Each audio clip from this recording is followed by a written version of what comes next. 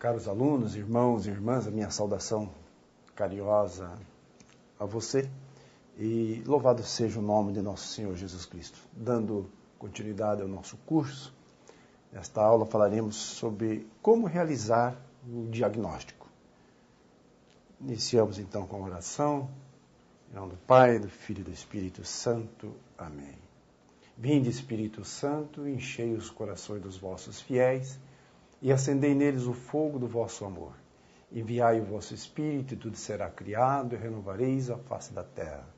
Oremos, Deus, que instruíste os corações dos vossos fiéis com a luz do Espírito Santo, fazei que apreciemos retamente todas as coisas, segundo o mesmo Espírito, e gozemos sempre da sua consolação, por Cristo, Senhor nosso. Amém. Então, como realizar o diagnóstico? No atendimento de oração, e lembrando que nós aqui convergimos para os plantões de oração, atendimento para o grupo de oração que se dá nos plantões de oração. Então, a função do Ministério de Oração por Cura e Libertação se resume, nesse contexto, em acolher, ouvir, rezar e encaminhar as pessoas que buscam esse serviço, como já dissemos anteriormente. O chamado diagnóstico se inicia quando a pessoa começa a falar e abrir seu coração para a graça de Deus. Por esse motivo, é muito importante que o ministro de oração acolha bem a pessoa e ouça tudo com muita atenção. Nesse momento, é necessário que o servo que está fazendo o atendimento esteja atento ao que Deus revela através do Espírito Santo. Atento ao que Deus revela através do Espírito Santo. Como encontramos na citação bíblica da primeira carta aos Coríntios, capítulo 2, versículo 10 e 11. O diagnóstico é extremamente importante para que o atendimento tenha resultado eficaz. Um exemplo que ajuda a entender o diagnóstico é o de um médico que recebe um paciente com problemas de saúde. Na medida em que vai colocando os sintomas e com a ajuda do médico, revela outros sinais que ajudarão na definição precisa das causas e dos problemas. A formação adequada e a experiência no exercício da profissão são fundamentais para ajudar o paciente na definição das causas e na solução dos seus problemas. Para ajudar um diagnóstico preciso, muitas vezes o médico faz algumas perguntas ao paciente. Analogamente ao médico, o ministro de oração por cura e libertação precisa estar bem preparado, bem informado e exercendo o seu ministério. Ao ouvir atentamente a pessoa necessitada, terá mais condições de realizar um bom atendimento, através da identificação das causas, dos problemas da pessoa. E certamente ele rezará pelas causas diagnosticadas dos problemas apresentados. Ou seja, acertadamente ele rezará, né? Muitas vezes as pessoas se queixam das consequências dos problemas, mas o essencial é que devemos rezar para Jesus curar a causa. Podemos citar o exemplo de uma pessoa que se queixa de uma grande angústia no coração. Na realidade, a angústia não é a raiz do problema. A raiz pode ser a falta de perdão, por exemplo, um trauma, uma experiência de desamor, uma rejeição, etc.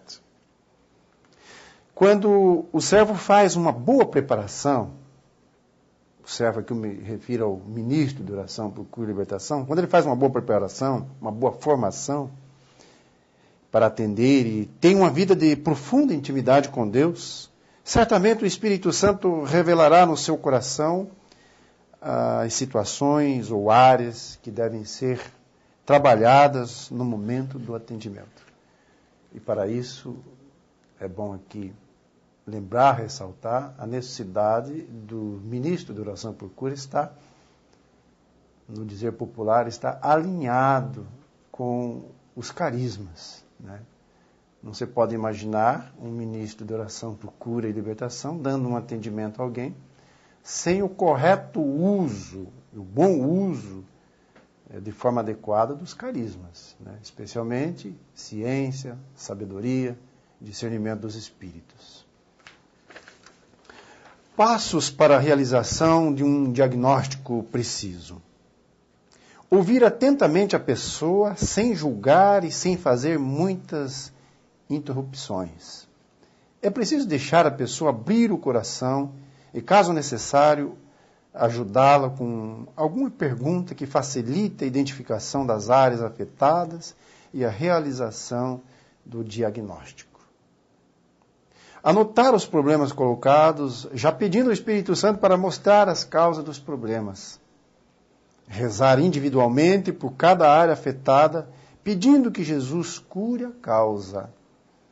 O ministro de oração por cura e libertação deve levar a pessoa a rezar junto com ele, pois ela, naturalmente, é a mais interessada e a mais necessitada, por isso precisa rezar junto.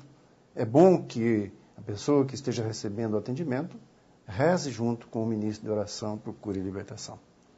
Conforme a situação da pessoa, deve ser encaminhada para o médico, como prevê para nós a Sagrada Escritura. Eclesiástico, no capítulo 38, que vai falar do médico, falar da medicina. Portanto, eles estão juntos, né? A medicina, a ciência, portanto, e a graça divina, né? Uma colabora com a outra, se é que podemos dizer assim. Então, encaminhar para o médico, mas também, dependendo da situação, aliás, dependendo da situação, não, sempre deverá encaminhar esta pessoa para o grupo de oração, para a vida de sacramentos, para retiros, e orientar para que busque uma vida de intimidade com Deus, através da leitura da Palavra de Deus, a vida de oração, a oração do Santo Terço, e assim por diante. Algumas perguntas que o ministro de oração por cura e libertação pode fazer para ajudar no diagnóstico são, por exemplo, quando esse problema começou? Você se lembra de algum fato que aconteceu naquela época? Seus pais, avós, etc., também passaram por esse tipo de experiência? Alguém da sua família ou você frequentou, foi levado por parentes ou amigos a lugares com práticas contrárias a Jesus e à Igreja Católica? Essas perguntas são algumas sugestões para direcionar o ministro para oração por cura e libertação para realizar um diagnóstico preciso. Portanto, outras questões podem ser feitas conforme a necessidade. Observe, caro irmão e irmã, que, lógico, a analogia que fazemos aqui com o médico, penso que é muito apropriada. Quem já não apareceu lá no consultório médico e justamente o médico fez uma série de questionamentos, uma série de perguntas, justamente para fazer um diagnóstico apropriado, para depois vir a receita com remédio, os exames, etc., para encaminhar o atendimento adequado ao paciente, né? O médico, geralmente, se você vai lá e o seu problema é um problema cardíaco, por exemplo, ele vai perguntar. Você teve isso, mais pessoas em casa, a mãe, o pai, se é uma coisa já de ordem genética, que vem já dos seus antepassados. São perguntas normais. São esse tipo de pergunta, fazendo essa analogia, esse tipo de atividade que nós temos que desenvolver no atendimento de oração para fazer um diagnóstico preciso. Fazendo este diagnóstico, nós vamos poder, lógico, no bom uso dos carismas, auxiliado com o Espírito Santo, fazer o atendimento adequado. Bem, irmãos, nós chegamos à conclusão desta aula, como realizar o diagnóstico. Fizemos a abordagem geral sobre a realização do diagnóstico e também tratamos passos para a realização de um diagnóstico preciso.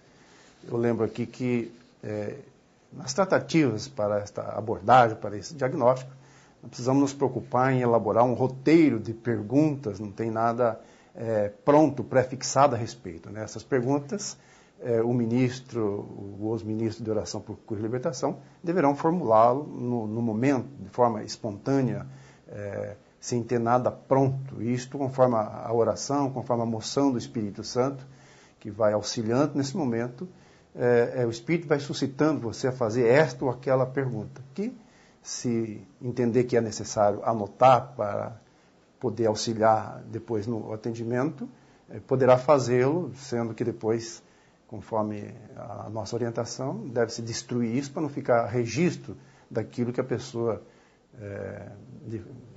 te passou, de assuntos pessoais, assuntos da sua vida, né? Então não precisa fazer nada pré-elaborado, né? As perguntas são aquelas que poderão surgir no momento. Então nós finalizamos esta aula. Desejo a você bons estudos durante a semana, boa aula, e não esqueça então de entrar no nosso ambiente virtual, responder as perguntas que nós formulamos, também fazer o seu questionário e depois participar do fórum. Muito obrigado, Deus os abençoe. Oh, minha Senhora.